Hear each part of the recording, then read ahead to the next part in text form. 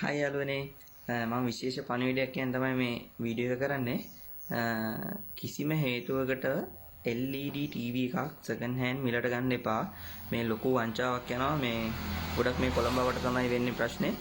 මේ TV screen එක repair කරලා දෙවෙනි පාර විකුණනවා. මේ යූස් කරපු TV විදිහට ගොඩක් අඩුවට විකුණන්නේ. අඩුවට කියන්නේ සාමාන්‍යයෙන් 80ට 90ට වගේ විකුණලා තිබුණ TV ත් තිබුණා ඔය අතරේ.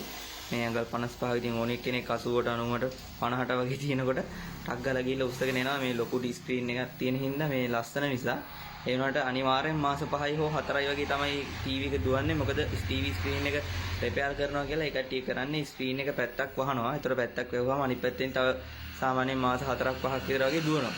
ඉතින් ඒක හොයන්න බෑ ටීවී එකේ එක ඉරක්වත් නැහැ. ඔය කට්ටිය ටීවී එක සල්ලි දීලා ගන්නකොට ඒක ඒ කට්ටිය දැනුවත්ව තමයි ඔය කට්ටියට විකුණන්නේ. ඒක 100%ක් දැනගෙන තමයි ටීවී එක විකුණන්නේ. මොකද ඒ ටීවී වැඩි කාලයක් දුවන්නේ නැහැ එහෙම කරාම. ඒක නිසා මේ අහු වෙන්න එපා මේ වංචාවට. මේ ගොඩක් ආදරෙන් ඔය කට්ටියට කියන්නේ ටීවී එකක් ගන්නවා නම් වගකීමක් ඇති දැනකින් ගන්න. ගොඩක් අය හොඳ බ්‍රෑන්ඩ් එකක නමක් කියන්නේ කියලා කිව්වා ටීවී වල. මට ඇත්තට මේ වගේ නමක් දැන් මේ වෙලාවේ දෙන්න බෑ. මේ අලුත් ටීවී එකකට යනවා නම් අනිවාර්යෙන් වොරන්ටි තියෙන ටීවී එකකට යන්න.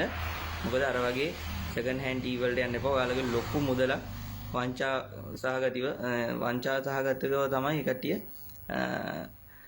ඔය කට්ටියට ටීවී එක දෙන්නේ. මොකද මේ ඔක ඒ කට්ටිය අනිවාර්යෙන් 100%ක්ම දැනගෙන තමයි මේ ටීවී රිපෙයාර් එක කරවලා මේ ඔය විදිහට ඔයාලා අතර දෙන්නේ.